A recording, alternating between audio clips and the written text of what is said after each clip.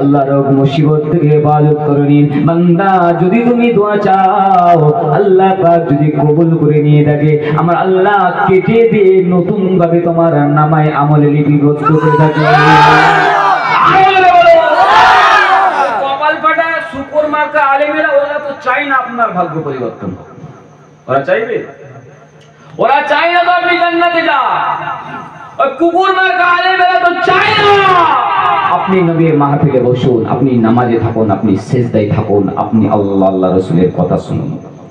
ওদের তো ভয় হয়, ওদের শয়তানের তো ভয় হয়। বান্দা যদি একবার আল্লাহকে আজকে ডাকে আল্লাহ 10 বার বান্দা বলে সাড়া দিয়ে থাকে। ধরে বলে ওদের তো চিন্তা হয় এই বান্দাগুলো যদি আল্লাহকে ডাকে তাহলে আল্লাহ কবুল করে নেবে, শয়তানের দল থেকে কমে যাবে। তো ওরা তো এই চিন্তা নিয়ে আপনার আমার মুখোশকে ধোলাই করছে, আপনার আমার মানুষদেরকে, এলাকার মানুষদেরকে ভটকাচ্ছে। সোশ্যাল মিডিয়া থেকে বাঁচিয়ে থাকুন না। আল্লাহর কোরআন বলছে খারাপ কথা শুনো না, ও সুপুতদের কথাও শুনবেন না। বুঝতে পারছেন? আপনার বোন যদি ইউটিউবে দেখে, আপনার বাড়ির মেয়েরাও যদি দেখে, ইউটিউবে হোক, যেটা হোক, যেখানে হোক, শুকর মার্কা আলিমদের বক্তব্য খবরদার শোনাবেন না। শোনাওটাও আপনার জন্য গুনাহ। শুকর বলছি, বুঝতে পারছেন কেন বলছি? আমি বলছি না, আমার নবী বলে গেছে। আমার নবী বলে গেছেন মিন তাহতা কদিমিস সামাই ওয়াল আরদ, আসমানের নিচে জমিনের উপরে যা থাকবে তার থেকে নিকৃষ্ট হয়ে আলেম ওলামারা, যারা নবীর থেকে, ভালো কাজ থেকে, আল্লাহ থেকে দূর করবে মানুষকে।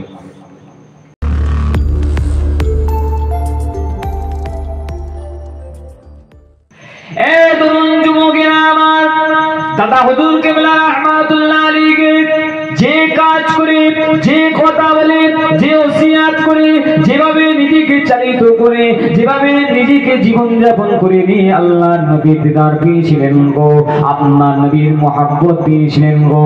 আটশালা জমিনের রাসূল পাক সাল্লাল্লাহু আলাইহি সাল্লাম এসেছিলেন, ঘটনা অনেক জানেন। আমি ওইদিকে ঘটনার দিকে যাব না। আমার নবী পাক সাল্লাল্লাহু আলাইহি ওয়াসাল্লামকে দাদা হুজুর কেবলা যে মশলাটা আটকে যায়, যে মশলাটা আটকে যায়, আমার নবীকে দাদা হুজুর জিজ্ঞাসা করে নিতেন, ইয়া রাসূলুল্লাহ আবু বকর আটকে গেছে, আবু বকর ধন্দে পড়ে গেছে, আবু বকর পরেশানি হয়ে গেছে, হুজুর সমস্যার সমাধান করে দেন। আবু বকর রাদিয়াল্লাহু রাহমাতুল্লাহ আলাইহি আমার নবী বলতে, ও বাবা আবু বকর, আমি রাসূলুল্লাহ তোমার এটা পছন্দ করি, এটা পছন্দ করি, এটা করো, ওটা করো, কিভাবে করি, কিভাবে করি, এর জন্য কাসবের চোখ দরকার, এর জন্য কাসবের চোখ দরকার, এর জন্য অন্তরের চোখ দরকার। আপনারা ভাববেন অন্তরের চোখ না কি আছে, কিন্তু আপনারা না ভাবলেও হিন্দু লোকরাও জানে। ঈশ্বরচন্দ্র বিদ্যাসাগর নাম শুনেছেন? তিনি ধারাপাত কিতাব ত্যাগকে চন্দ্র লিখে দিয়েছিল।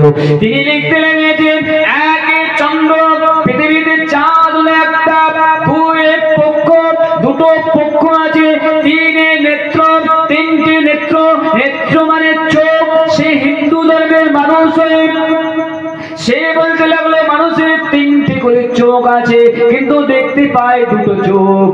সেও বুঝে নিয়েছে অন্তরের একটা চোখ আছে, কিন্তু জাহেল মার্কা, মুনাফিক মার্কা আলিমেরা এখনো বিশ্বাস করলো না মানুষের তিনটি চোখ। বলে খাস বাবা ওসব ভণ্ডামি, পীর ভণ্ডামি। আপনি মানেন না, মানেন না তিনটি চোখ? জি মানেন তো? জি, তিনটি চোখ। তাহলে এই চোখটা খোলার জন্য হারাম খেলে হবে না, এই চোখটা খোলার জন্য মিথ্যা খেলে হবে না, এই চোখটা খোলার জন্য আপনার আল্লাহর জিকির সর্বদা করতে হবে। হযরত শাহ ওলিউল্লাহ মুহাদ্দিস দেহলভী রাহমাতুল্লাহ আলাইহি, হযরত খাজা গরিব নওয়াজ রাহমাতুল্লাহ আলাইহি, রাসূলে নোমা মুফতি ফাতি আলী ওসি রাহমাতুল্লাহ আলাইহি বলতেন, যখনই হুজুরের দিদার চাইতেন তখন হুজুর পাক সাল্লাল্লাহু আলাইহি ওয়াসাল্লামের দিদার পেয়ে যেতেন। জোরে বলুন, আরো জোরে বলুন। তাহলে আজকে আমাদের এই রাতে ইবাদত করা থেকে আমাদের বিমুখ করেছে, আজকে এই রাতে আমাদেরকে ভালো কাজ থেকে বিমুখ করছে। তাহলে ওই যারা চায় না যে আপনার সঙ্গে আপনার হাবিবের দিদার হোক, যারা চায় না যে আপনি জান্নাতে যান, এখন যুবকেরা আমার, আল্লাহ পাক কোরআন মাজিদের মধ্যে বলছেন, ইন্নাল্লাহা আশতারা মিনাল মুমিনিনা المؤمنين أنفسهم وأموالهم بأن لهم الجنة يقاتلون في سبيل الله الأموال আমার আল্লাহ পাক বলতে লেগেছে ইন্নাল্লাহ আস্তারা ইন্না মানে নিশ্চয়ই আল্লাহ মানে আল্লাহ ইন্নাল্লাহ নিশ্চয়ই আল্লাহ তাআলা ইস্তারা ইয়াসতিরু মানে কেনা বেচা করেন ইস্তারা ইয়াসতিরু মানে কেনেন ইস্তারা ইয়াসতিরু কেনা বেচা আমার আল্লাহ কিনেন কিনবেন কি কিনবেন আল্লাহ আবার কিছু কিনতে হবে গো আমার আল্লাহ কিছু কিনতে হবে না কিন্তু আল্লাহ বলছেন আমি আল্লাহ কিনি যেটা বলুন না সুবহানাল্লাহ আপনাকে সৃষ্টি করেছেন কে আল্লাহ আপনার হায়াত দিয়েছেন কে আল্লাহ আপনার জান দিয়েছেন কে আল্লাহ সে আল্লাহই নেবে আমার আল্লাহ বলছেন ইন্নাল্লাহা আস্তারা মিনাল মুমিনিন এখানে মানুষদেরকে বলেনি সব মানুষকে বলেনি আর মুসলমানদেরকে উদ্দেশ্য করে বলেনি এখানে মুমিন শব্দ ব্যবহার করা হয়েছে তাহলে মানুষ আর মুসলমান অনেক পার্থক্য আবার মুসলমান আবার ঈমানদার অনেক পার্থক্য যে আল্লাহ পাক এখানে মুমিন শব্দ ব্যবহার করেছে ইন্নাল্লাহা আস্তারা মিনাল মুমিনিনা আমি আল্লাহ মুমিনদের থেকে কিনে থাকি কি কিনে থাকি আনফুসাহুম তাদের নফসকে তাদের আত্মাকে তাদের প্রাণকে আমি আল্লাহ কিনে নিয়ে থাকি জোরে বলুন না সুবহানাল্লাহ এটা জোরে বলে সুবহানাল্লাহ তাহলে আল্লাহই প্রাণ দিয়েছে আল্লাহই জান দিয়েছে আমার আল্লাহই আবার কোরআনে বলছেন আমি আল্লাহ তোদের প্রাণটাকে আমি আল্লাহ কিনে নিয়ে থাকি কিসের বিনিময়ে কি দিয়ে বিআন্না লাহুমুল জান্নাহ আমি আল্লাহ তৈরি করেছি নিজেই জান্নাত সেই জান্নাতটা তোদেরকেই দেব আমি আল্লাহ এমনি দেব না কিনে নিয়ে দেব জোরে বলুন সুবহানাল্লাহ এটা জোরে বলুন সুবহানাল্লাহ যার মা সে নিজেই কিনছে কতটা ভালোবাসেন তোমাদের অনেক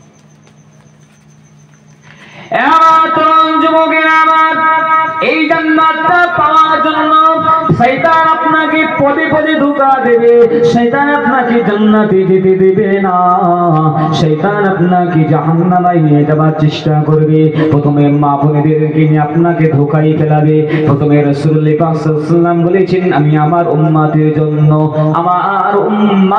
জন্য নারীদের থেকে বড় ফিতনা কিছু রেখে গেলাম না শুনছেন মায়েরা শুনছেন শুনেন আপনার জন্য আমার জন্য স্ত্রীদের থেকে বড় ফিতনা আর কিছু নেই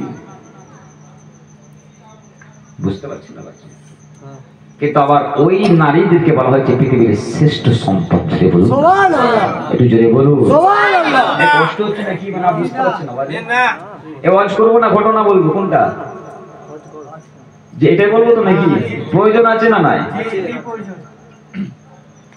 নারীদের থেকে বড় ফিতনা আমার নবী বলছেন কিচ্ছু রেখে যায়নি সব থেকে বড় ফিতনা ওই মায়েদের জন্য নবী বললেন আইয়ুমা ইমরাতিন মাতাত ওয়া যাওজুকা আনা গারাদিন দাখালাতিল জান্নাহ আমার নবী বলেছেন যে স্বামীটা মারা গেল যে স্বামীটা দুনিয়া থেকে বিদায় নিয়ে গেল তার স্ত্রীটা দুনিয়াতে বিদায় রইল ওই স্ত্রীটা স্বামীর দুনিয়া থেকে বিদায় নিয়ে যাবার পরে ওই স্বামীটা যদি স্ত্রী ব্যবহারে স্ত্রী আচার আচরণে স্ত্রী কথাবার্তায় যদি সন্তুষ্ট থাকে স্ত্রীর মেহনতে যদি সন্তুষ্ট থাকে আমার নবী বললেন মিন আইসিন আবওয়াবিল জান্নাহ ওই মহিলাটাকে আল্লাহ পাক কিয়ামতের ময়দানে হিসাব নিকাশের পরে জান্নাত 8টা জান্নাতের দরজার সামনে দাঁড় করে দিবেন আমার আল্লাহ ডেকে ডেকে ওই মহিলাকে বলবেন বান্দি রে আমি আল্লাহ 8টা জান্নাত সৃষ্টি করেছি মিন আইসিন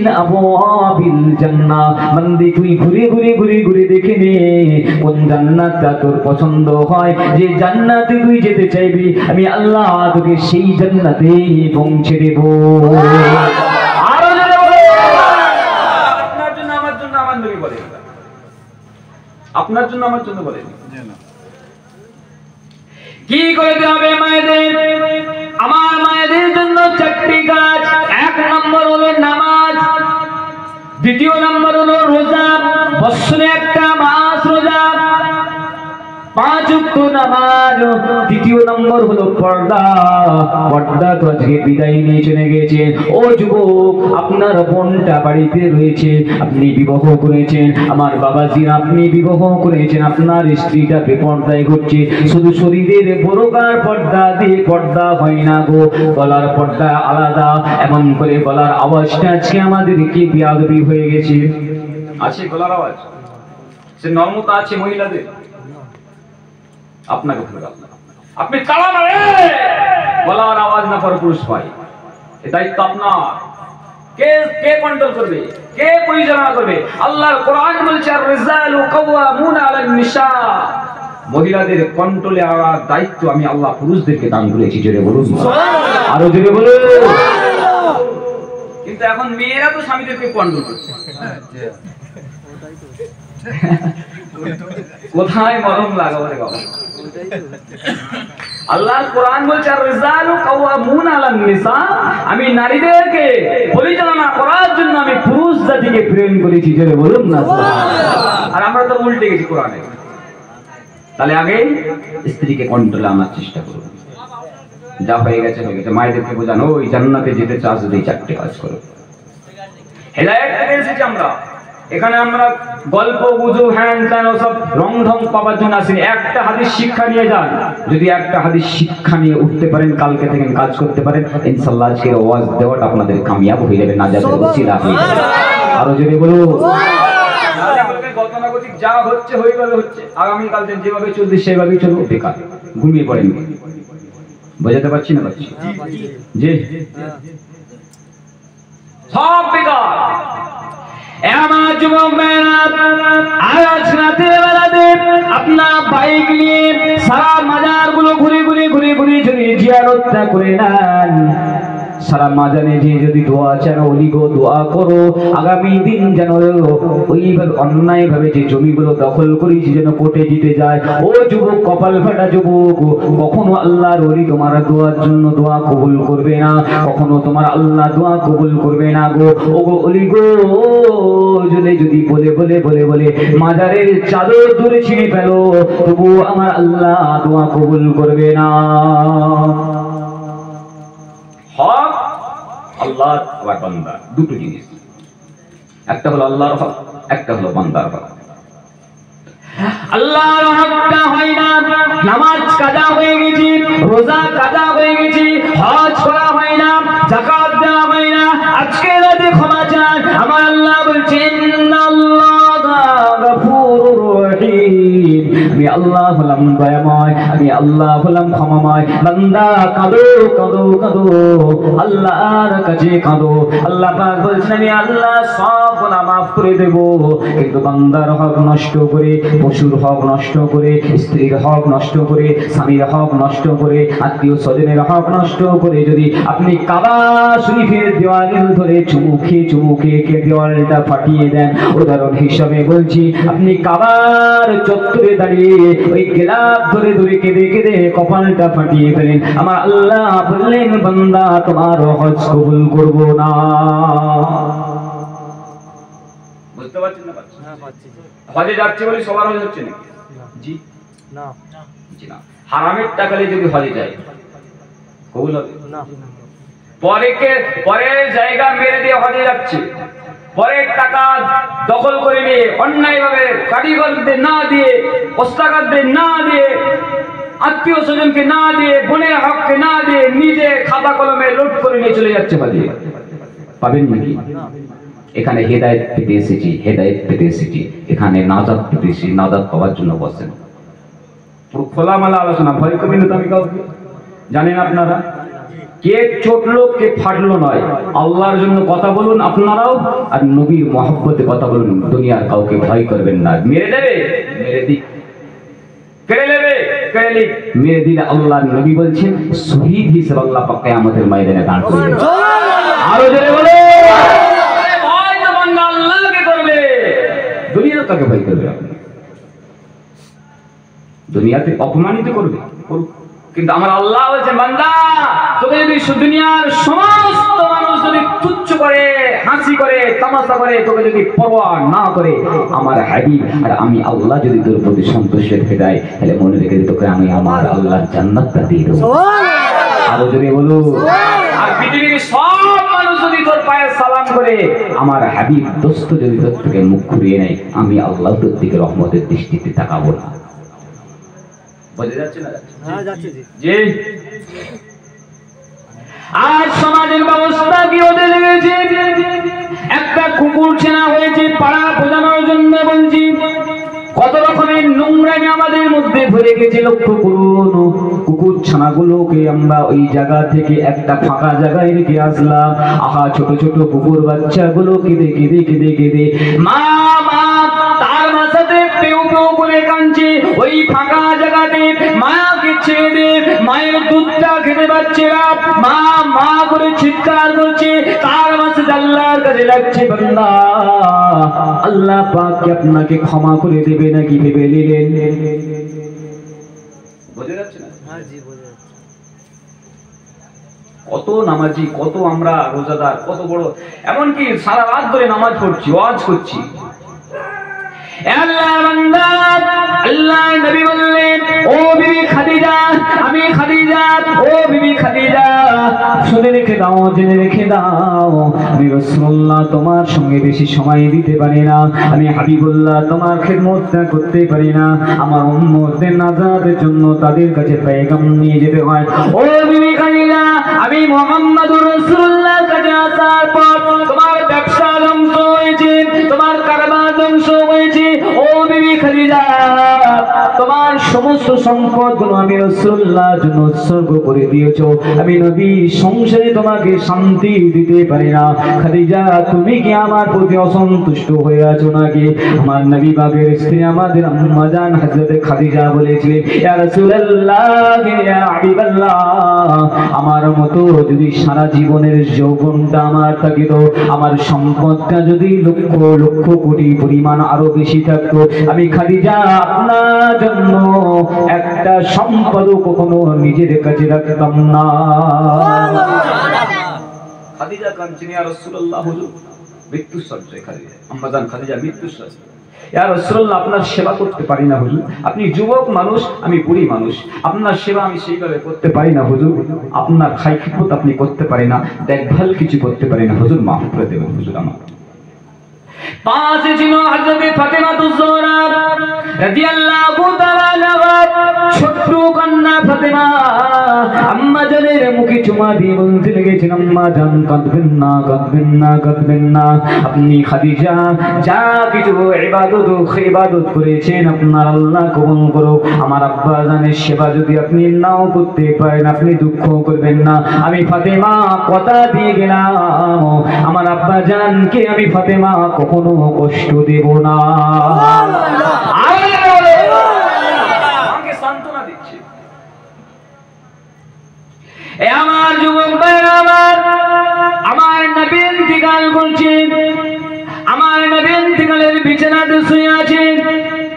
এমন সময় সমস্ত বিবিদেরকে ডাকলেন, সমস্ত বিবিদেরকে এক জায়গায় করে নিয়ে বলতে লাগলেন, ও আমার বিবি সাহেবারা, আমি মুহাম্মদুর রাসূলুল্লাহ তোমাদের বাড়িতে যেতে পারি না গো, আমার শরীরটা দুর্বল হয়ে গেছে, আমার শরীরটা মাহজুর হয়ে গেছে, আমি মুহাম্মদুর রাসূলুল্লাহ তোমাদের বাড়িতে পালা করে যেতে পারি না গো, তোমরা যদি অনুমতি দাও তোমাদের ছোট বোন আয়েশার ঘরেতে থাকবো, তোমাদের ঘরেতে যেতে পারি না গো।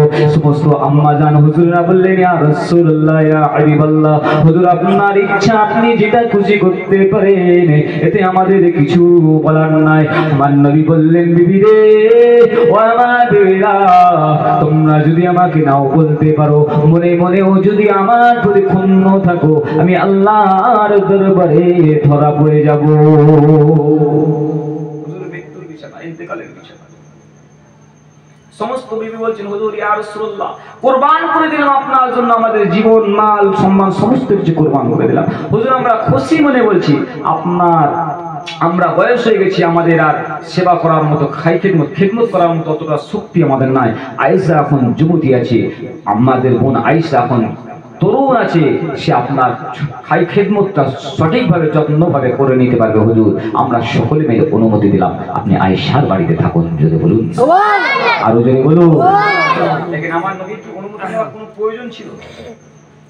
আমার নবী পাক কি অনুমতি না দিলে কোনো অসুবিধা ছিল? বিবিরা কিছু বলতেন? কেন বললেন? আমাদেরকে শিক্ষা দিয়ে, শিক্ষা দিয়ে। এত যুবকেরা আমার বারবার বলছে আল্লাহর হক, হুকুকুল্লাহ, হুকুকুল ইবাদ।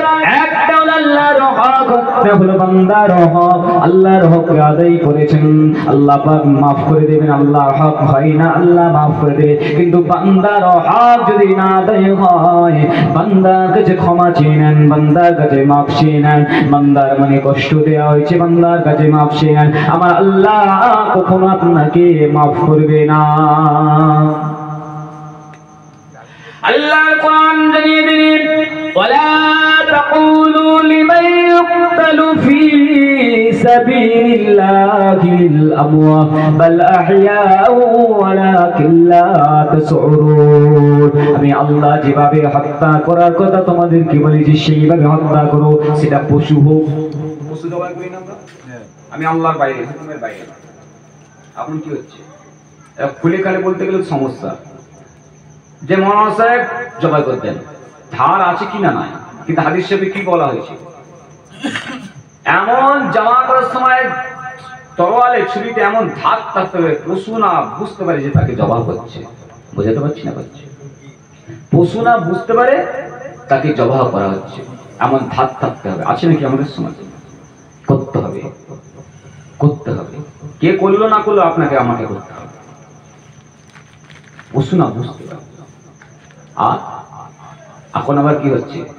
বলা হয় অমুকের নামে জবা করো, খাওয়া যাবে? খাওয়া যাবে? কত দিক দিয়ে ইমান লুণ্ঠন হচ্ছে দেখুন। বলে পীরের নামে জবা করো, এর নামে জবা করো। এই নাম কার নামে জবা হবে? জবাই কার নামে হয়? জবাই কার নামে হয়? আল্লাহ ছাড়া পৃথিবীর কোন মানুষের নামে যদি জবা হয়, খাওয়া হারাম, হারাম, হারাম।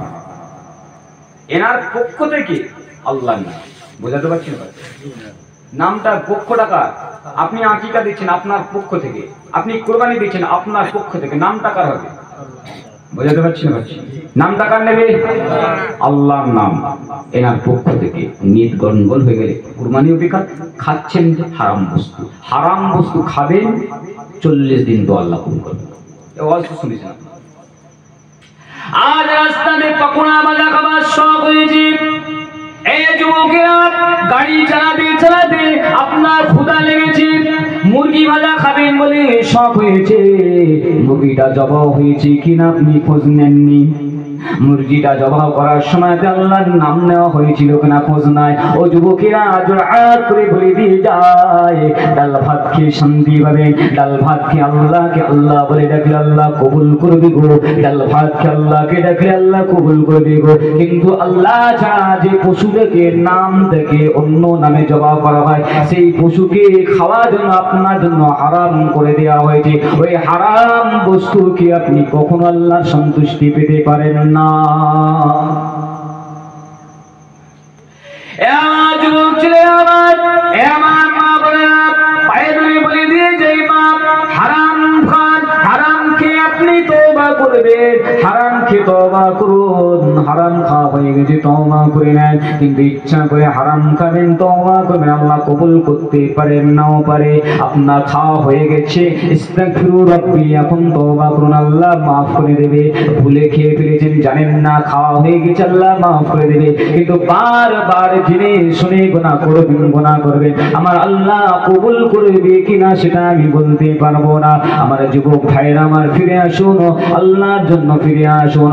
ডাল ভাত খেয়ে হোক, হালাল বস্তু খান। আপনারা বিয়ে বাড়ি যাচ্ছেন, বিয়েতে খাওয়া যায়, বিয়েতে খাওয়া যায়। ভেঙে ভেঙে বলছে আজকে জলসার মাহফিলটা যেহেতু আলাদা, কিন্তু আমি বোঝানোর জন্য বলছি, খুব গুরুত্বপূর্ণ কতগুলো কথা।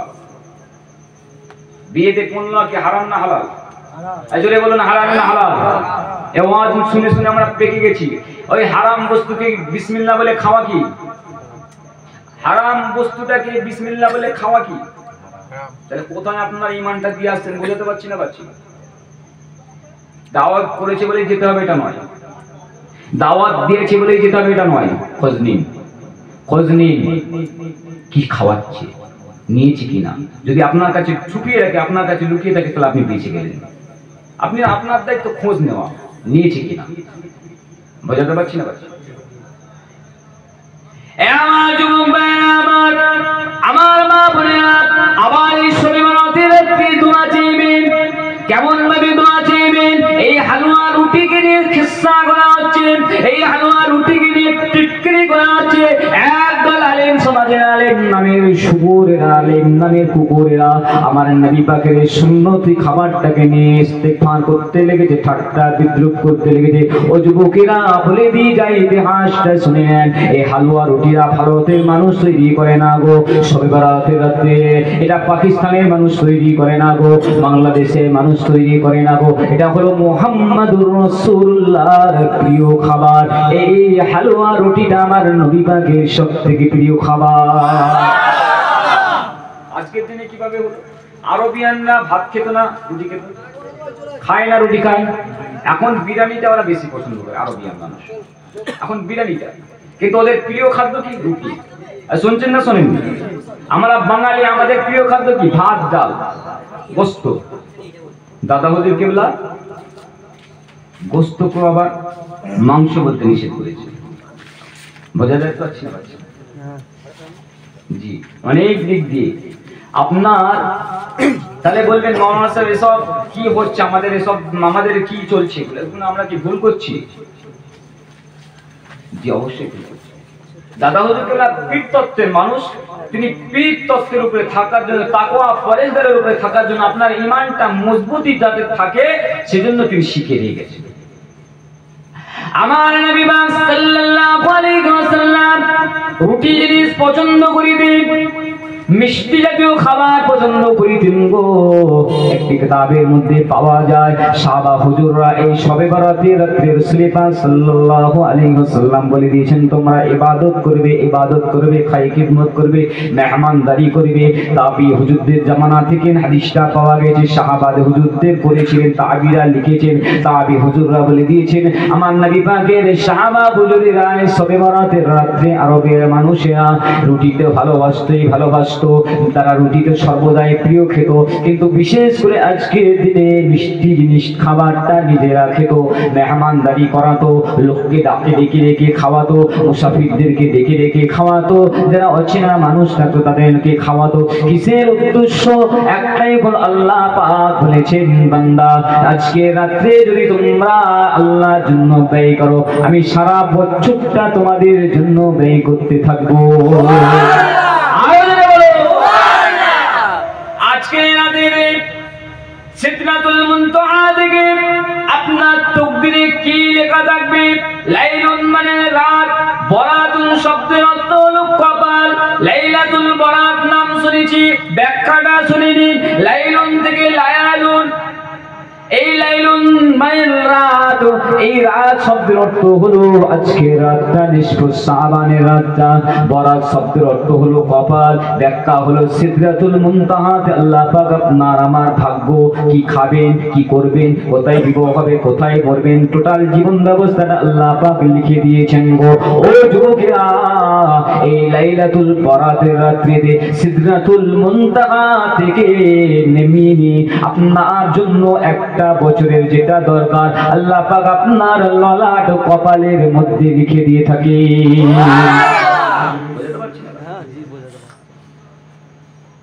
আপনার নসিবে যদি কিছু খারাপ থাকে, আপনার যদি এই বছরের মধ্যে মৃত্যু হবার কথা লেখা থাকে, আপনি যদি দোয়া চান আল্লাহ হায়াত থেকে দারাজ করে দিন, আল্লাহ আমার বিপদ আপদ থেকে হেফাজত করে দিন, আল্লাহ রোগ মুসিবত থেকে হেফাজত করে দিন। বান্দা যদি তুমি দোয়া চাও, আল্লাহ পাক যদি কবুল করে নিয়ে থাকে, আমার আল্লাহ কেটে দিয়ে নতুন ভাবে তোমার নামায় আমলে লিপিবদ্ধ করে থাকে। কপাল ফাটা শুকর মার্কা আলেমেরা ওরা তো চায় না আপনার ভাগ্য পরিবর্তন, ওরা চাইবে, ওরা চায় না তো আপনি জান্নাতে যান।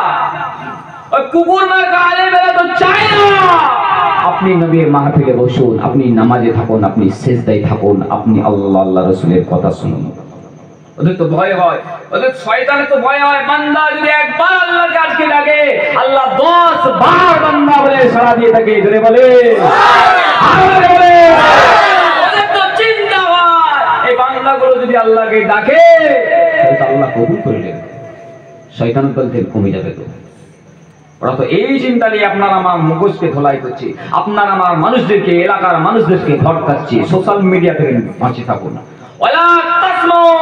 আল্লাহর কোরআন বলছে খারাপ কথা শুনো না, ও সুপুত্রদের কথাও শুনবেন না। বুঝতে পারছি না? আপনার বোন যদি ইউটিউবে দেখে, আপনার বাড়ির মেয়েরাও যদি দেখে, ইউটিউবে হোক, যেটা হোক, যেখানে হোক, শুকর মার্কা আলিমদের বক্তব্য খবরদার শোনাবেন না। শোনা ওটাও আপনার জন্য গুনাহ। শুকর বলছি, বুঝতে পারছি কেন বলছি? আমি বলছি না, আমার নবী বলে গেছে। আমার নবী বলে গেছেন মিন তাহতা কদিমিস সামাই ওয়াল আরদ, আসমানের নিচে জমিনের উপরে যা থাকবে তার থেকে নিকৃষ্ট হয়ে আলেম ওলামারা, যারা নবীর থেকে, ভালো কাজ থেকে, আল্লাহ থেকে দূর করবে মানুষকে। এ আমার নওজোয়ান যুবকেরা, এ তরুণ যুবকেরা, আল্লাহ নবী বলে গেছেন এই নিসফুস সাওয়ার বান্দা তোমরা বেশি বেশি আল্লাহকে ডাকো, আল্লাহর কথা শোনো, আল্লাহর কথা শোনো, আল্লাহ জিকির করো, কোরআন পড়ো, তাসবিহ পড়ো, আল্লাহ জিকির করো, আমি নবী মুহাম্মাদের উপরে দরুদটা পাঠ করো। বান্দা তোমার মহব্বতে দরুদ ও সালামটা, তোমার কোরআন তেলাওয়াতটা, তোমার ভালো কাজটা যদি তোমার আল্লাহর পছন্দ হয়, আমি নবী মুহাম্মদুর রাসূলুল্লাহর যদি পছন্দ হয়ে যায় গো, সর্বপ্রথম আমার আল্লাহ পাক রব্বুল আলামিন আমার দরবারে হাদিয়া স্বরূপ প্রেরণ করে নিয়ে থাকে। আমি মুহাম্মদুর রাসূলুল্লাহ তাদের প্রতি মুচকে মুচকে হাসতে থাকি। এই যুবকেরা ছিলেন আমার, আল্লাহর মালায়েকা ফেরেশতারা যারা এসে পৌঁছে যাবে এই লাইলাতুল বারাতের মালায়েকা ফেরেশতারা আল্লাহর দরবারে পৌঁছে যাবে। ফজরের পূর্বে যারা আসমানে পৌঁছে যাবে, আল্লাহ অমুক গ্রামে, অমুকে পাড়ার, অমুকে ছেলে, অমুকের নাম ধরে, আপনার বাপের নাম, আপনার নাম ধরে আল্লাহ বলবে, আল্লাহ বান্দাগুলো নামাজ পড়েছে, রোজা করেছে, আল্লাহ আপনার কথাগুলো তারা শুনেছে, আপনার জিকির করেছে, আপনার নবীর কথা শুনেছে, আপনার নবীর জিকির করেছে। ও নবী আল্লাহ রব্বুল আলামিন, আল্লাহ আমরা সাক্ষী থেকে গেলাম, আল্লাহ আল্লাহ আপনার বান্দাগুলোকে আপনি কবুল করার হয় কবুল করলেন। আমার আল্লাহ পাক বললেন, বান্দারে, ওরে আমার ফেরেশতারে, তোরা নিজেরাও সাক্ষী থাক, আমি আল্লাহ সাক্ষী থেকে গেলাম। আমার বান্দাগুলো যারা ক্ষমা চেয়েছে, আমি আল্লাহ সকলকে আমার রহমতের জন্য ক্ষমা করে দিলাম। আরো ধরে বলুন দরুদ শরীফ, আল্লাহ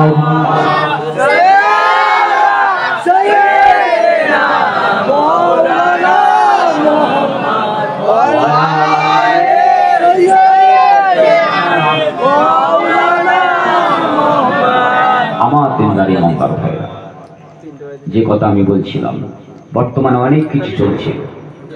হারামের সঙ্গে হালাল মিশাবেন না, হারামের সঙ্গে হালাল মিশাবেন না, আর হালালের সাথে হারাম মিশাবেন না। জবানটা পবিত্র, খাবারটা পবিত্র, জবানটা পবিত্র, খাবারটা পবিত্র। সে ডাল ভাত হোক খেয়ে বাঁচুন। ঋণ থাকে, ঋণটা পরিশোধ করে দেওয়ার চেষ্টা করুন। বিলাসিতা করার থেকে 1 টাকা ঋণ থেকে ঋণটা পরিশোধ করে দেওয়ার তো চেষ্টা করুন। ঋণ দেখে যাবেন না, মরণ তো কখন আসবে কেউ জানি না। কালকে সকালে হয়তো আপনার আমার জানাজা পড়তে পারে, যাবেন তো নাকি যাবেন না? না ঠিক হয়ে মরে গেছে, বদলালে, হ্যাঁ বলবেন নাকি? মনে হয় যদি বললেন, আর যদি দয়া হয় 1 মুঠো চাপা দিয়ে আসবেন, আপনারা বেকার হবেন না। আমাকে মাটি চাপা দেন, আপনাদের বেকার হবেন। কি বেকার হবেন? হাদিসের দলিল দিলে। আজ আপনি মারা যাওয়ার পরে জানাজা পড়েন, মারা যাওয়ার পরে আপনার হক রয়েছে ওই মানুষটার প্রতি। কি হক আপনার? নবী বললেন, মান শাআলাল জানাজাতু, যে ব্যক্তি জানাজাতে সে উপস্থিত হলো, আমার নবী বললেন, আমার আল্লাহ পাক রব্বুল আলামিন ফালাহু কিরাতুন, একটা কিরাত দিয়ে দিল, একটা কিরাত দিয়ে দিল। রাসূল আমার সাহাবাদেরকে আরো বলছেন, যে ব্যক্তি অফিহি কবরিহি, অফিহি কবরিহি, কবরের কাছে এসলো। অন্য আয়াতের মধ্যে বলা হচ্ছে কবরেতে মাটি চাপা চাপা দিল। আমার নবী বললেন ফালাহু কিরাতানে, আমার আল্লাহ তাকে দুটো কিরাত দান করে দিয়েছে। সাহাবা হুজুর প্রশ্ন করলেন আইউল কিরাত, মা হুয়াল কিরাত ইয়া রাসূলুল্লাহ, ইয়া হাবিবাল্লাহ হুজুর, কিরাত কি জিনিস? আমার নবী পাক সাল্লাল্লাহু আলাইহি সাল্লাম উহুদ পাহাড়টা ছিল সামনে, ওই সামনে পাহাড়ের দিকে সাদত আমলটা তুমি দেখিয়ে বললেন ফাজাবালাইল আজিমাইন। ও আমার সাথী সঙ্গীরা, একটা কিরাত হলো, একটা কিরাত হলো ওই উহুদ পাহাড়টা যে জায়গাতে আছে, যত বড় এলাকাতে আছে, যত উঁচু হয়ে আছে, যত জায়গা নিয়ে আছে, একটা কিরাত পরিমাণ সওয়াব হলো ওই উহুদ পাহাড়ের সমতুল্য পরিমাণ আল্লাহ দান করে দেবে। তাহলে কত বড় বড় নেকি নিয়ে বসে আছে বুঝতে পারছেন? কতজনকে মাটি চাপা দিয়েছেন, কতজনের জানাজা করেছেন। একটা জানাজা পড়বেন একটা উহুদ পাহাড়, মাটি চাপা দেবেন দুটো উহুদ পাহাড়। বুঝতে পারছেন না? পারছেন? তাহলে আমি মারা গেলেও চাপা দিলেও আপনাদের লাভ আছে, যেটা বলুন না সুবহানাল্লাহ। আপনি মারা যাবেন, আমি যদি চাপা দিই আপনারও লাভ, আমাদেরও লাভ আছে, যেটা বলুন না সুবহানাল্লাহ। তাহলে এই নেকিকে আমাকে বাঁচাতে পারবে, জান্নাতে নিয়ে যেতে পারবে? পারবে আমাকে নেকি জান্নাতে নিয়ে যেতে পারবে? ইনশাআল্লাহ না, নেকি জান্নাতে কাউকে নিয়ে যেতে পারবে না। উনি বলেছেন ইনশাআল্লাহ, কিন্তু ওনার কথাটার মধ্যে অন্য দিক আছে। আমি হাদিসের দিক দিয়ে যেটা বলছি, আপনার নেকি দিয়ে আপনি কখনো জান্নাত পাবেন না। আমার নবী বললেন আয়েশা, তিরমিজি শরীফের হাদিস, ও বিবি আয়েশা, কোন বান্দা নেকির বলে দেখি জান্নাত পাবে না, কোন বান্দা নেকির পরে দেখিয়ে জান্নাত পাওয়ার জন্য আশা করতে পারে না। আমার আল্লাহর দয়া যতক্ষণ না বান্দার প্রতি নাজিল হয়, ততক্ষণ বান্দা বান্দি জান্নাত পাবে না। ইয়া রাসূলুল্লাহ, আম্মা জান আয়েশা ঘুরিয়ে প্রশ্ন করলেন, ইয়া রাসূলুল্লাহ, ইয়া হাবিবাল্লাহ হুজুর, আপনি রাসূলুল্লাহকে আল্লাহর দয়া ছাড়া জান্নাতে যেতে পারবেন না। আমার নবী বললেন লা আয়েশা, লা আয়েশা, ও আয়েশা, আমি রাসূলুল্লাহ আল্লাহর দয়া ছাড়া আমিও জান্নাতে যেতে পারবো না। কিছুক্ষণ থামলেন উনি। তারপরেই বলতে লাগলেন, ও বিবি আয়েশা রে, তোমার নবীকে, তোমার স্বামীকে, তোমার নবী মুহাম্মদুর রাসূলুল্লাহকে আল্লাহ এতটাই ভালোবাসে। ও বিবি আয়েশা, আল্লাহর রহমত ও দয়া দুনিয়া ও আখিরাতে আমি নবী মুহাম্মদুর রাসূলুল্লাহর প্রতি আল্লাহ পাক সর্ব অবস্থাতে নাজিল করে থাকি।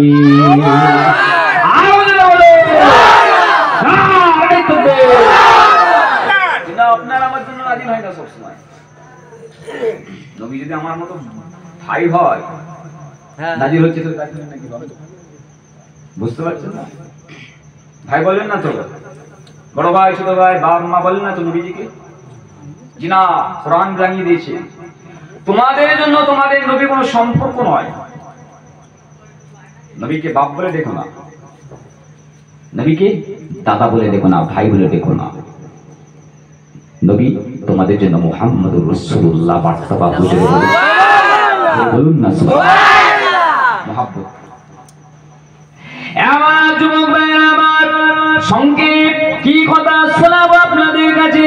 আজকে রাতের গুরুত্ব অনেক আপনারা আওয়াজ শুনেছেন। আমি যে কথা বলছিলাম, আপনার নবী আপনার জন্য দোয়া করবেন গো মদিনা শরীফ থেকে। কখন দোয়া করবেন, কখন নবী দোয়া করবেন? আজকের মাহফিলে বসার পরে আপনি যে ঘোনা ভুলগুলো হয়ে গেছে শোনার পরে পরিবর্তন হয়ে যান, পরিবর্তন হয়ে যান। সকাল থেকে মনে করেন আর মিথ্যা বলবো না, আর অন্যায় করবো না, আর ধোঁকা দেব না, আর জুলুম করবো না, আর অন্যায় কাজগুলো করবো না, মানুষের কষ্ট দেব না, আল্লাহর হুকুমটা কাজ করে যাবো। ও যুবকেরা, পা দুটো আগিয়ে দেন, যুবক আমার, বাবা আমার, পা দুটো আগিয়ে দেন। আমি মজুর পা ধরে বলতে চাই, ওয়ারফাউ ওয়াসজুদু, আল্লাহকে রুকু করো, আল্লাহকে সিজদা করো।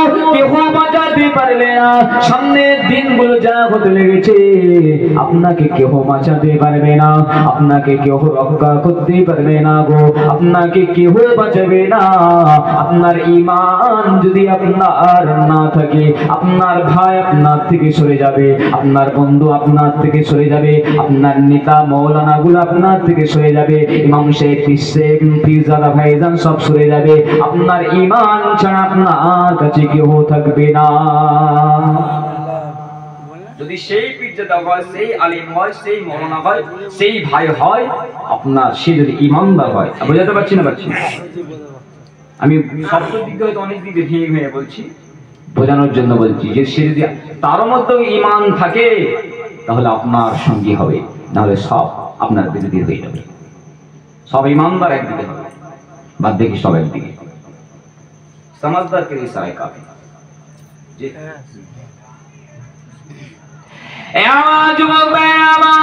अल्लाह नबी बोलें आखिरी ज़मानाते ला यबक़ा मिनल इस्लाम इल्ला इस्मुहु मसाजिदुहुम आमिरातुन व हिया खराबुम मिनल गुदा। এই মসজিদগুলো আজকে চকচকে হয়ে গিয়েছে গো, সেখানে খারাপের ডামাডোল বেজে লেগেছে গো। মসজিদে টাকা দেওয়া হচ্ছে, হারামের দেওয়া হচ্ছে, হালাল দেওয়া হচ্ছে, খোঁজ নিচ্ছে না। আরে অমুক যে এত লাখ টাকা, এত হাজার টাকা দান করে দিয়েছি, বুঝবেন খুব গাঢ় তথ্য বলছি আপনাদের। জাকাতের টাকাও মসজিদে দিয়ে দিচ্ছে, জানেন? এই জাকাতের টাকা মসজিদে চলবে নাকি? ওখানে সিজদা করলে নামা যাবে? তার থেকে ভাঙা দরজা, টিনের চাল মসজিদ, তার থেকে মেঝেতে মাটিতে সিজদা করুন, আল্লাহ কবুল করবে। জাকাতের টাকায় মসজিদ করে নামাজ পড়বেন না। জাকাত কেবলমাত্র এতিমদের জন্য, মিসকিনদের জন্য, গরিবদের হক ওটা। মুসলমান তো দিতে ভুলে গেছে জাকাত কোথা দিতে হবে। এমন একটা সময় ইসলামে মানুষেরা জাকাত দেওয়ার জন্য টাকাগুলো নিয়ে ঘুরতে থাকবে, কাকে জাকাত দেবে খুঁজে পাওয়া যাবে না। পরীক্ষা করলেন আরব কান্ট্রি গুলো, তাদের জাকাত লেবার লোক নাই, তারা জাকাত গুলো নিয়ে তারা তাদের দায়িত্ব পালন করছে, দেশে দেশে পাচার করে দিচ্ছে। কিন্তু এই জালেম নামের ওলামা গুলো, আলেম গুলো নিয়ে এসে কোথায় বলছে তোমায় কোরবানি করতে পারছো না, তুমি কোরবানি দাও। ফ্রি দিচ্ছেন না, কোরবানির সময় দেয় না, আসবে খুব শীঘ্রই আসবে। অন্যান্য জায়গায় খবর তো আছে, বলে গরুরা কোরবানি করতে পারে না, শখ হয়েছে কোরবানি দেওয়ার, দেবে না কেন? ওরা কোথা টাকা পাচ্ছে? ওর জন কেটে এনে দিচ্ছে নাকি, না ওর গাঁটের টাকা দিচ্ছে? খবর নিয়েছেন কোথেকে টাকাটা পাচ্ছে। খুব বুঝবেন, ঈমান বাঁচানোর জন্য বলছি। বলে ওর শখ আছে কোরবানি দেবে, তাই দিক না করে।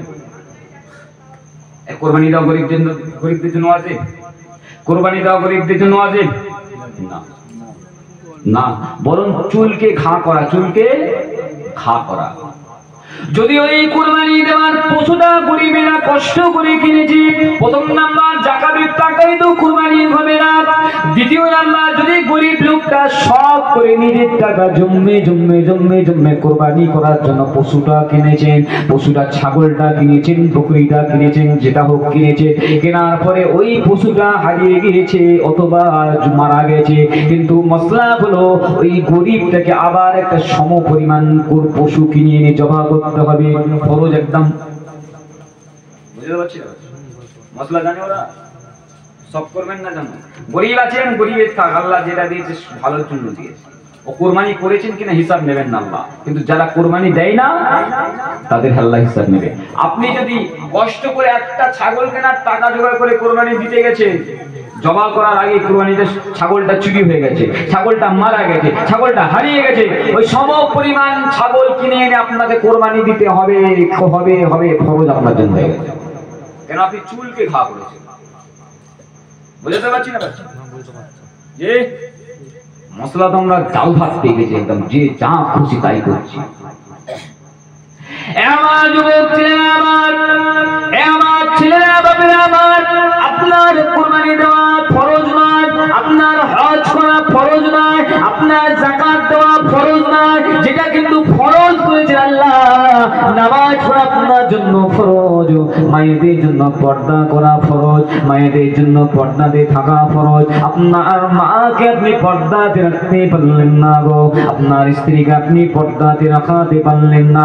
ও যুবকেরা, আম্মা জান হযরতে আয়েশা রাদিয়াল্লাহু তাআলা আনহার কাছে একদল মানুষ এসে পৌঁছে গেছেন। আম্মা জান, আমাদের রাসূল তো দুনিয়া থেকে বিদায় নিয়েছেন, আমাদের হাবিব তো দুনিয়া থেকে বিদায় নিয়েছেন, কিছু মাসলা মাসাইল শিক্ষা আমাদেরকে দেন। তারা এসেছে বিদেশ থেকে মানুষ এসেছে আমার রাসূল ইন্তেকালের পরে। হযরত আনাস রাদিয়াল্লাহু তাআলা আনহু হাদিসটা বর্ণনা করছেন, বুখারী মুসলিমের হাদিস। হযরত আনাস বলছেন, আম্মা জান আয়েশা আমাকে বললেন, আনাস ওই মানুষগুলোকে বলো প্রাচীরের বাইরে দাঁড়াতে, তাদের প্রশ্নগুলো করুক, তারা প্রশ্নগুলো আমাকে বলুক, আমি আয়েশা বাড়ির ভিতরে বসে বসে তাদের উত্তর জানিয়ে দেব। আরো জোরে বলো। হযরত আনাস বলতে লাগলেন, আম্মা জান হযরত আয়েশা সিদ্দিকা রাদিয়াল্লাহু তাআলা আনহা বাড়ির ভিতরে বসে বসে উত্তরগুলো বলছেন। গলাটা মধুর, গলাটা সুন্দর, গলাটা একটু ভাঁড় করে দিলেন, গলার মধ্যে কাপড়টা চাপা দিয়ে ভয়েসটা চেঞ্জ করে দিলেন। আম্মা জান যখন উত্তরগুলো বলে দিলেন, সকলে চলে গেল।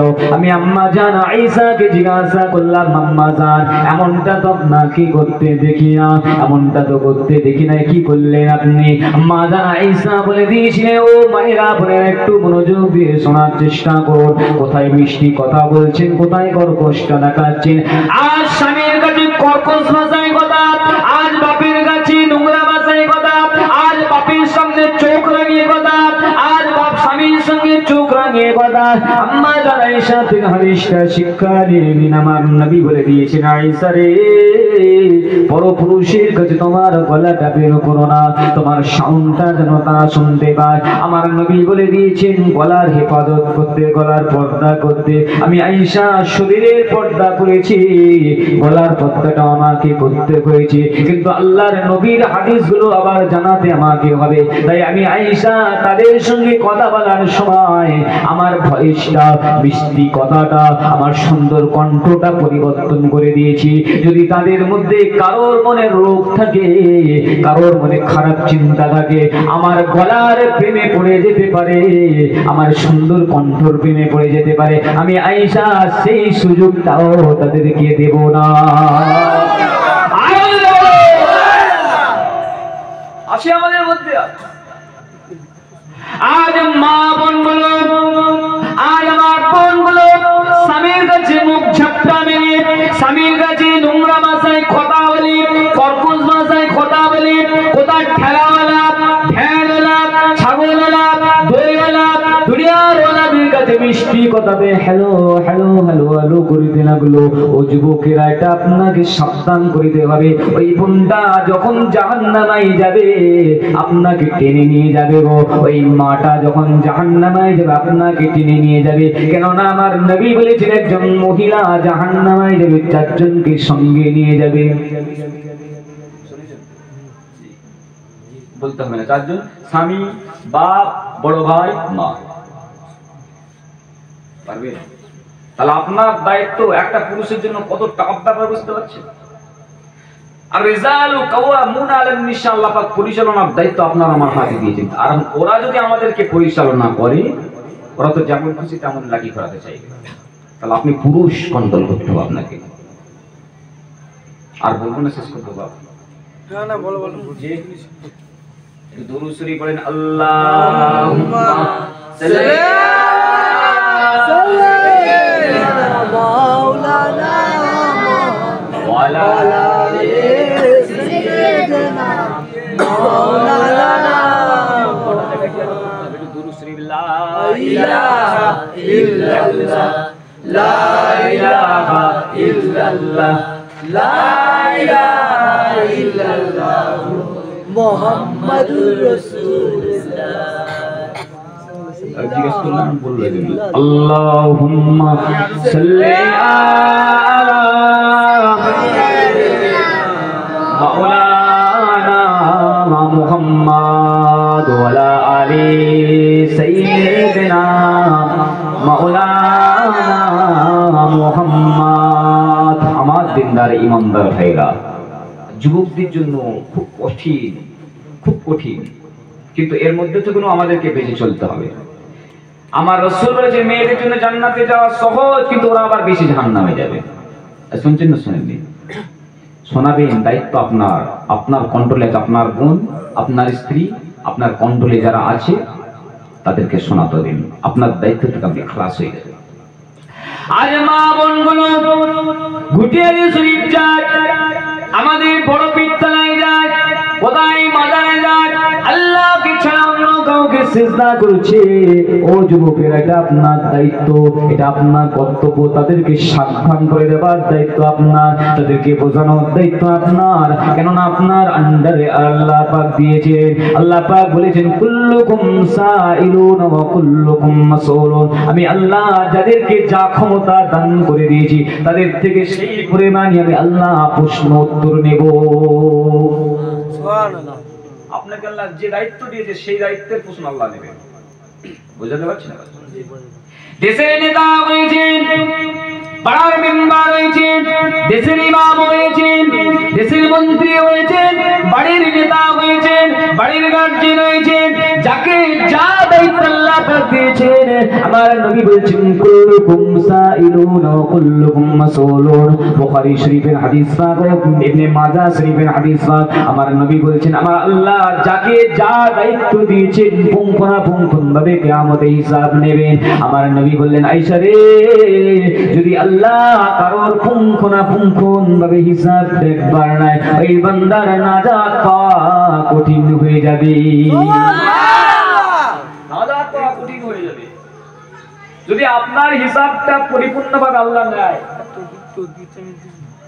নাজাত পাওয়া আমার জন্য কঠিন হয়ে যাবে। পারবো? অক্সিজেন দিচ্ছে, অক্সিজেনের হিসাব দিতে পারবো? আল্লাহ পাক যৌবন দিয়েছে, যৌবনের হিসাব দিতে পারবে? আল্লাহ পাক বদর দিয়েছে, শক্তি দিয়েছে, শক্তির হিসাব দিতে পারবে? অন্যগুলান থায়া মায়ের আপনি আস্তে কথা বলুন না, ছেলেরা না মারা কারো কথা বলুন। যে কোনো হিসাব আমরা পার পাবো না বাবা, হিসাব দেওয়া কঠিন। আমার নবী বলছেন তাই আল্লাহর কাছে দোয়া চাইবে। ও আমার সাহাবায়ে কেরামেরা, আল্লাহ আল্লাহুম্মা আহসিবনা হিসাবান ইয়াসিরা, আল্লাহ আমার হিসাবকে আপনি সহজ করে দেবেন। যদি বলুন না সুবহানাল্লাহ, যদি বলুন না সুবহানাল্লাহ। আল্লাহুম্মা হাসিবনা হিসাবান ইয়াসিরা, দোয়া চাইছি। আরবিতে মুখস্থ করতে পারেন না, বাংলাতে বলুন আল্লাহর কাছে, আল্লাহ দুনিয়াতে আমার সহজ করে দেন, আখিরাতেও আমাকে সহজ করে দেন। দোয়া কিভাবে চাইবেন সেটা আল্লাহ কোরআনের মধ্যে জানিয়ে দিয়েছেন। রব্বানা আতিনা ফিদ দুনিয়া হাসানাতাও ওয়া ফিল আখিরাতি হাসানা। আপনি আল্লাহ পাক দুনিয়া থেকে চাওয়ার জন্য বলেছেন ও বান্দা, রব্বানা আতিনা ফিদ দুনিয়া শব্দের দিকে খেয়াল করুন। আল্লাহকে আখিরাতের কথা বললেন না, আল্লাহকে জাহান্নামের কথা বললেন না, আল্লাহকে মিজানের কথা বললেন না। বান্দা আমার কাছে চেয়ে আতিনা ফিদ দুনিয়া, আল্লাহ আমাকে দাও দুনিয়ার ভালাইটা আগে আমাকে দান করে দাও। আল্লাহ তাকবীর, আল্লাহ তাকবীর, রব্বানা আতিনা ফিদ দুনিয়া, আল্লাহ আপনি আমাকে দান করুন দুনিয়ার ভালাই, অফিল আখিরাতে হাসানা। তারপরে আল্লাহ বলছেন বান্দা তোরা আমার কাছে চায় আখিরাতের কামিয়াবি, আখিরাতের ভালাই, আখিরাতের খারাপি থেকে বাঁচার জন্য আমার কাছে চায় অফিল আখিরাতে হাসানাতাও ওয়া কিনা আযাবান নার। তারপরে আল্লাহ বলছেন বান্দা আমার কাছে চেয়ে নে আকিনা আযাবান নার, ওই জাহান্নামের আগুন থেকে আমার কাছে পানা চেয়ে নে। আরো জোরে বলুন আল্লাহ তাকবীর, আল্লাহ তাকবীর। আমার যুবক ভাই, আমার মা বোনেরা, একটু মনোযোগ দিয়ে শোনার চেষ্টা চেষ্টা করুন ওয়াজ শুনবো, এমন ওয়াজ শুনবো যে ওয়াজ শুনলে আল্লাহর কথা মনে হবে, যে ওয়াজ শুনলে নবীর কথা মনে হবে, যে ওয়াজ শুনলে আপনার বাঁচার রাস্তা খুঁজে পেয়ে যাবে, যে ওয়াজ শুনলে নবীর কাছে দিদার পেয়ে যাবে। আমার যুবক ভাই একটু মনোযোগ দিয়ে শেষ কথাটা শুনুন। আমার আল্লাহ পাক রব্বুল আলামিন আপনাকে দুনিয়া থেকে পাঠিয়েছেন দুনিয়ার জান্নাতটা দেওয়ার জন্য। প্রথমেই বলেছিলেন ইন্নাল্লাহা আশতারা মিনাল মুমিনিনা আনফুসাহুম, আল্লাহ পাক আপনার নফসটা কিনে নিয়ে, আপনার আত্মাটা কিনে নিয়ে আল্লাহ পাক দয়ার জান্নাতটা দান করে দেবেন। কাদেরকে দেবেন? আল্লাহ মুমিনদেরকে দেবেন। আল্লাহ পাক মুমিন বলতে কাদেরকে বলা হয়েছে? মুমিন বলতে সেই বান্দা, মুমিন তাদেরকে বলা হয়, মুসলমানদেরকে মুমিন বলা হয় না, আর মানুষদেরকে মুসলমান বলা হয় না। এই তিনটা জিনিস বুঝিয়ে দিয়ে শেষ করে দেব। এক নম্বর হলো নাস, দুই নম্বর হলো মুসলিম, তিন নম্বর হলো মুমিন। নাস হলো পৃথিবীর সমস্ত মানুষ, সমস্ত মানুষ, যে ধর্মের হোক না, সব মানুষ নাস। আল্লাহ পাক কিছু কিছু জায়গায় কোরআনে নাস শব্দ ব্যবহার করেছেন, আবার কিছু কিছু জায়গায় মুসলিমুন শব্দ ব্যবহার করেছেন। এক কথায় যারা ঈমান আনে, ঈমান এনেছে, শান্তি যারা চায়, সিলমুন থেকে সালাম মুসলিমুন, যারা শান্তি চায়, ঈমান এনেছে, বিশ্বাস করেছে। কিন্তু মানুষের থেকে মুসলিম পার্থক্য হলো না? হলো না। একদল আছে মানে না, একদল আছে আল্লাহকে মানে। তাহলে দ্বিতীয় চ্যাপ্টার আসলাম। তৃতীয় নম্বর মুমিন। মানুষ যারা আল্লাহকে মানলো তারা মুসলিম হলো, মানুষ যারা নবীকে মানলো তারা মুসলিম হলো। কিন্তু নবীর আমার বলছেন তারাই মুমিন। মানার পরে কাজ করলো, মানার পরে আমল করলো, মানার পরে আমল করলো, হারামটা হারামের সঙ্গে মিশলো না, হালালটা হারামের সঙ্গে মিশলো না। আল্লাহ পাক যেগুলো জায়েজ করেছেন সেগুলো নিয়ে সন্তুষ্টি থাকলো, আল্লাহ পাক যেগুলো হারাম করে দিয়েছেন তাকে দূর করে দিল। বান্দা যদি এই রুলসটা মেনে তুমি যেতে পারো, এই রুলসটা মেনে তুমি দুনিয়া থেকে বিদায় নিতে পারো, বান্দা মৃত্যুর সময়ে যদি তোমার কলেমাটা নসিব হয়ে যায়, আমার আল্লাহ পাক তোমার আমার আত্মাকে কিনে নিয়ে তোমাদেরকে দয়ার জান্নাত দান করে দেবে। আরো জোরে বলুন নারায়ে তাকবীর, নারায়ে তাকবীর। তাহলে মানার নাম ঈমান নয়, মানলে ঈমান না, মানলে মুসলমান। মেনে আগিয়ে চলে কাজ করার নাম হলো ঈমানদার, মুমিন। জোরে বলুন না। আল্লাহ পাক সম্পূর্ণ আমাদেরকে মুমিন করে নিয়ে তবে আমাদের মৃত্যু দান করুন, বলেন আল্লাহুম্মা আমিন। শেষ কথা বলে দিয়ে যায়, ওখানে বলছিলাম কথা মুমিন সম্পর্কে। ঈমান হারা হয়ে যায় কেউ কেউ, মৃত্যুর সময় ঈমান হারা হয়ে যায়। কিভাবে? কিভাবে? আমি মৃত্যুর শয্যায় শুয়ে আছি, আমি শুয়ে আছি, জাকানদানি, জাকানদানি যেটা গোদা বাংলায় বলে জাকানদানি, ঘর ঘর ঘর ঘর আওয়াজ হচ্ছে। কারো কারো হয় জোরে জোরে, কারো কারো হয় না। জাকানদানি চলছে, মৃত্যুর আগে জাকানদানি সবার হয়, কারো কিছু 1 মিনিট হয়, কারোর আবার 1 মাস ধরে হয়। যাই হোক, ওই অবস্থায় হুজুর আকরাম সাল্লাল্লাহু আলাইহি ওয়াসাল্লাম শিখিয়েছেন, বাবা কালেমা শরীফ পড়বে, লা ইলাহা ইল্লাল্লাহু মুহাম্মাদুর রাসূলুল্লাহ। আস্তে আস্তে তার পাশে বসে বসে পড়ো। তাকে বলবে না এই কলমা পড়ো, চাচা কলমা পড়ো, নানা কলমা পড়ো, দাদু কলমা পড়ো, মা কলমা পড়ো, বাবা কলমা পড়ো, বলো না। বুঝতে পারছেন? খবরদার বলতে, আপনার কলমা